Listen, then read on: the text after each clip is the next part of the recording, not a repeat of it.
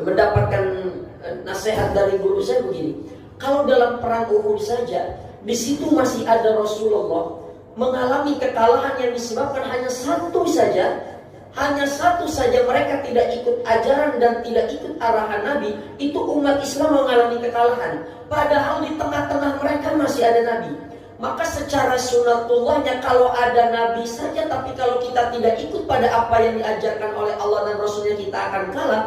Apalagi kita sekarang hidup jauh dari zamannya Rasulullah Shallallahu Alaihi Wasallam. Maka ada ungkapan Pak itu, ada ulama nulis kitab Al-Islam mahjubun bil muslimin. Kehebatan umat Islam itu tertutup disebabkan perilaku orang Islam itu sendiri. Disebabkan oleh perilaku orang Islam itu sendiri. Ini kan berita-berita guru ngaji yang melakukan pencabulan segala macam, itu kan mencoreng nama baik orang Islam kan. Tapi kalau kita ditanya, kenapa kok kebanyakan yang korupsi di Indonesia orang Islam, yang maksiat, yang mabuk, yang judi, pengemis, kok kebanyakan orang Islam? Itu namanya teori mayoritas. Sebab apa? Namanya resiko mayoritas, Pak. Ya jelas, karena memang mayoritas di sini umat Islam. Coba Anda datang ke Amerika, Anda datang ke luar negeri, yang minoritas umat Islam pasti mayoritas yang bermaksiat orang-orang kafir, orang-orang non-muslim. Itu resiko mayoritas itu. Meskipun kita tidak membenarkan maksiat itu, Pak. Itu kan mencoreng guru ngaji yang melakukan pencabulan belum lama yang terjadi di Tebet, itu mencoreng umat Islam. Bahkan saya sangat miris, Pak, kalau ada pengemis, dia masih kuat, dia masih mampu, dia bawa-bawa tip, dia bawa-bawa radio, itu yang disetel itu sholawat, Pak. Robbana atina, itu kan merusak nama umat Islam itu.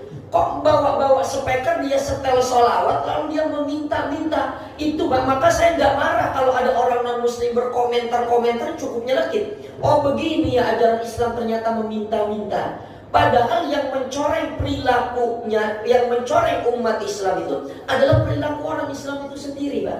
Maka kalau dulu saya ingat ada dosen tafsir bilang begini, zaman Nabi itu orang yang mengemis. Di zaman Rasul, orang yang meminta-minta itu nggak punya apa-apa. Dia cuma punya tempat tinggal, makan pun kadang sehari makan, sehari tidak. Dan dia pun cuma pakaian 1 atau 2 saja. Tapi kalau dulu orang itu bersama sahabat Nabi, mereka itu sangat malu-malu meminta-minta, dan mereka pun karena dalam keadaan terpaksa. Tapi saat ini, Pak, itu pengemis, mereka minta bukan karena terpaksa, tapi dijadikan sebagai sebuah profesi. Itulah yang mencoreng nilai-nilai umat Islam itu. Al-Islam mahjubun bil muslimin. Kehebatan umat Islam itu tertutup karena perilaku